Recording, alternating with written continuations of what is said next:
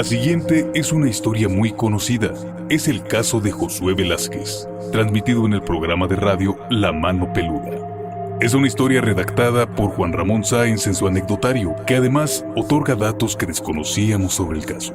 Este es el caso de Josué Velázquez. Una de las historias más famosas de La Mano Peluda fue el caso de Josué, un joven que un día, en compañía de su abuelita, su mamá y 2 hermanitos, cruzó la frontera en busca de mejores condiciones de vida. Al paso del tiempo, su situación era precaria y Josué, como hijo mayor, vivía desesperado por hallar la solución para que su familia dejara de padecer la pobreza. Trabajaba de un lado a otro, ganando apenas lo suficiente para comer. Un día, amaneció con una idea que, según él, lo remediaría todo. Vendería su alma al diablo. Al cabo de 11 meses, Josué, como se hizo llamar sin revelar nunca su nombre real, consultó, investigó, consiguió algunos libros de magia negra y realizó los procedimientos indicados hasta que una noche se le aparecieron en su cuarto 3 sombras. Y estas le dijeron: ¿así que quieres dinero y poder? Sí, ese es mi mayor deseo, respondió el joven. Yo esperaba verlo con cuernos, esperaba verlo. Para poder darte lo que quieres necesitamos a cambio el alma de un ser querido. ¿Cómo? ¿Un ser querido?, dijo Josué sobresaltado. Si estoy haciendo todo esto es precisamente para que ellos estén bien. Si simplemente quieres que tu familia deje de padecer hambre, debes entregarnos el alma de uno de sus miembros. Tenía que dar a un familiar. Tienes hasta la próxima luna llena para hacerlo. De lo contrario, te va a pesar. Y las sombras se fueron. Esa noche fue la más larga de la vida de Josué. No durmió pensando en lo que las sombras le habían dicho, y a su cerebro llegaban pensamientos encontrados. Al día siguiente, se enteró de que faltaban solamente 2 noches para la luna llena, y él tenía que resolver la situación. Un joven de apenas 16 años, con el firme deseo de cambiar el destino de su familia, frente a la oportunidad que durante mucho tiempo había buscado, decidió llevar a cabo el siniestro plan. El problema era a quién de sus familiares entregaría. A mis hermanitos no, los quiero mucho. A mi mamá tampoco. Ella me dio la vida. Ya sé, a mi abuelita. Al fin, ella ya vivió. Y así llevó a cabo el macabro hecho. Esa noche, asfixió a su abuela. Posteriormente, al hacer los trámites de la muerte, las huellas del crimen inexplicablemente habían desaparecido, y de hecho, parecía una muerte natural. Narra que la siguiente noche fue llevado a una caverna por seres de oscuridad, donde recibió un anillo que simboliza su compromiso. Yo lo tengo, me dijeron que yo al recibirlo había un espíritu que lo iba a acompañar. Fue entonces cuando la vida de su familia y la suya por fin cambiaron. Empezó a recibir dinero, lo que le permitió continuar sus estudios. Se abrieron todos los caminos y descubrió en su cerebro una gran facilidad para aprender. Al cabo de un tiempo se separó de su familia para irse a vivir solo, concluyó sus estudios y obtuvo el título de biólogo. Más tarde, hizo el doctorado y tiempo después fundó una empresa. Al parecer lo tenía todo, excepto la tranquilidad. Me duele porque el arrepentimiento me ha llegado. El remordimiento a veces era borrado por la abundancia, los lujos y las excentricidades. Josué ahora tenía dinero y cierto estatus que le permitía tener y hacer casi todo lo que deseaba. Nadie sabe por qué, pero su familia se había alejado de él. Su soledad únicamente se llenaba con el dinero, la vanidad, pero su vida estaba completamente vacía. Durante una entrevista telefónica con Josué, en la transmisión del conocido programa de radio, el ambiente en la cabina poco a poco fue cambiando. Según comentó el conductor, comenzó a salir aire frío por debajo de la mesa. En ese preciso instante, Josué nos sorprendió cuando desesperadamente mencionó que un ente se aproximaba hacia él. Es una mujer que flota y tiene una enorme boca donde surge una lengua como de serpiente. Me ataca así de frente, me ahorca, me trata de ahorcar y me dice que qué te está pasando, qué te está pasando, por qué no entiendes. Ahora está frente a mí y trae algo en la mano. ¿Qué trae en la mano?, le preguntaron. Una cruz invertida que en el centro tiene algo como un ojo. Y en el puño trae un ojo de cristal o algo así. Yo sé que eso es muy malo porque hoy me dijeron que cuando yo viera eso me iba a morir. Comenzó a llorar con un llanto lleno de angustia y terror. En cabina se realizó un enlace telefónico con el pastor Roberto Guaso, uno de los más importantes colaboradores del programa. Fuera del aire, Juan Ramón Sáenz comentó con el pastor el caso y lo que estaba ocurriendo en la cabina.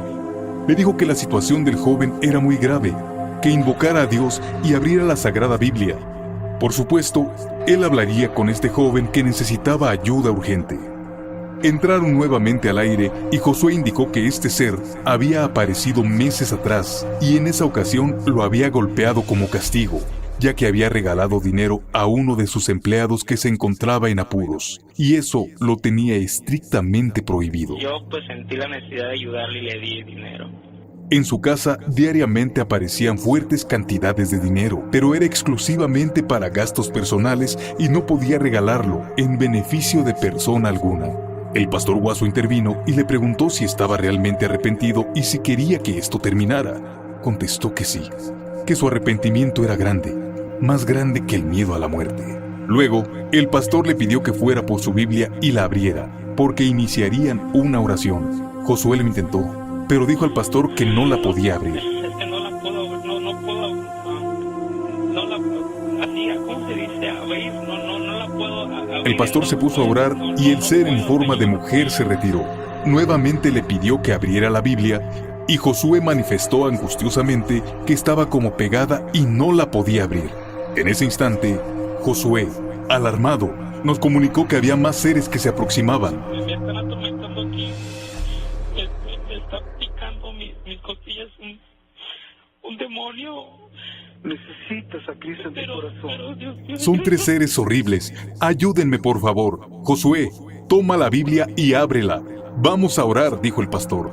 No puedo. Ellos me están pegando. Entonces repite conmigo, le indicó el pastor. Mis ojos a los montes. Mis ojos a los montes. ¿De dónde vendrá mi socorro? ¿De dónde? No, eso no, porque... Y juntos oraron. Pero al joven lo interrumpían unos gruñidos que provenían de aquellos seres, los cuales se escuchaban perfectamente en la transmisión. Estos seres empezaron a hacer ruidos como cerdos, y en tono de burla, el pastor Guaso interrumpió la oración y se dirigió enérgicamente a ellos. En el nombre de Dios, cállense. Por la bendita sangre de Cristo, les ordeno que se callen. Mientras Josué, que no podía orar, lloraba con angustia y pedía que lo ayudáramos, porque los demonios lo estaban golpeando en las costillas. En la cabina se escuchaba el temor de quienes ahí se encontraban, casi llegando al pánico, cuando el frío se acrecentó y al recitar el Salmo 91 de la Biblia, la hoja se enrolló sola y comenzó a desenrollarse y enrollarse de nuevo. Todo esto acontecía mientras el pastor trataba de expulsar a los demonios que estaban con Josué. A pausas, con mucha dificultad, el joven repetía la oración que el pastor mencionaba y lentamente llegó la calma en la casa de Josué y en la cabina. El frío había cesado. Te confieso como el único, tienes que decir. El único, te confieso como el único, tú eres mi Salvador. Estaba por finalizar la transmisión del programa. Josué, más tranquilo y algo desconcertado, mencionó que a las 4 de la madrugada tenía que celebrar un ritual en un cerro cercano a su casa.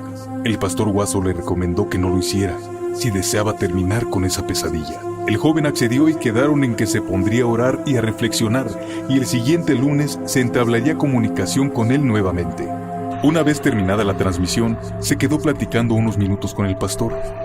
El lunes, al comunicarse a su casa, contestó uno de los empleados de Josué y dijo que el joven había sufrido un accidente el fin de semana y se encontraba en el hospital. El empleado, que dijo llamarse Roberto, manifestó que no sabía exactamente qué había pasado. Solo sabía que al joven lo habían golpeado brutalmente y le habían enterrado un crucifijo en el vientre, por lo que estaba grave en un hospital conocido. La productora de contenidos del programa hábilmente investigó el teléfono del hospital, que se encontraba en el vecino país del norte, y una trabajadora social comentó que no había nadie con él y se encontraba muy grave. Había sido sometido a una operación de alto riesgo y se encontraba en la sala de terapia intensiva. Las próximas 72 horas serían críticas y por eso solicitaban que un familiar acompañara a Josué. Nunca se presentó alguien de su familia. 2 semanas después, Juan Ramón Sáenz logró hablar nuevamente con Josué en el hospital y le contó lo que ocurrió aquella misteriosa noche. Los seres que lo golpeaban mientras estaba orando con el pastor regresaron más tarde y comenzaron a destruir todo lo que había en su cuarto. Los focos y los floreros estallaban, tiraban los libreros y demás muebles, y las sillas y otros objetos volaban por el cuarto como si tuvieran vida propia.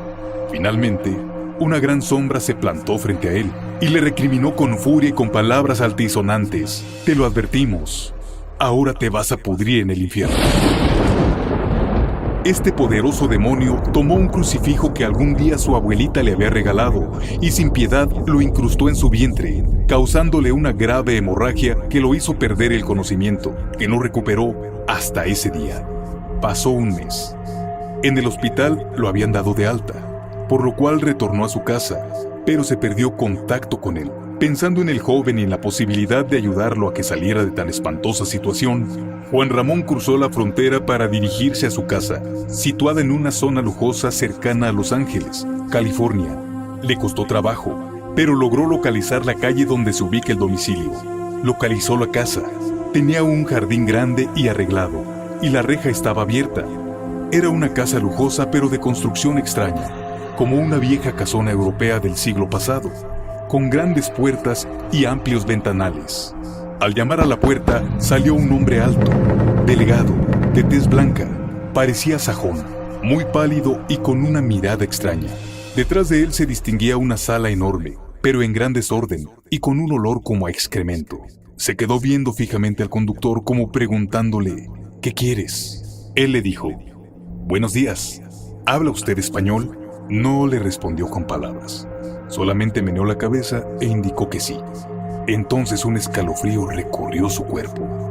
«Ando en busca de un joven de nombre Josué», y le explicó brevemente que había hablado con él y que se encontraba preocupado por su estado.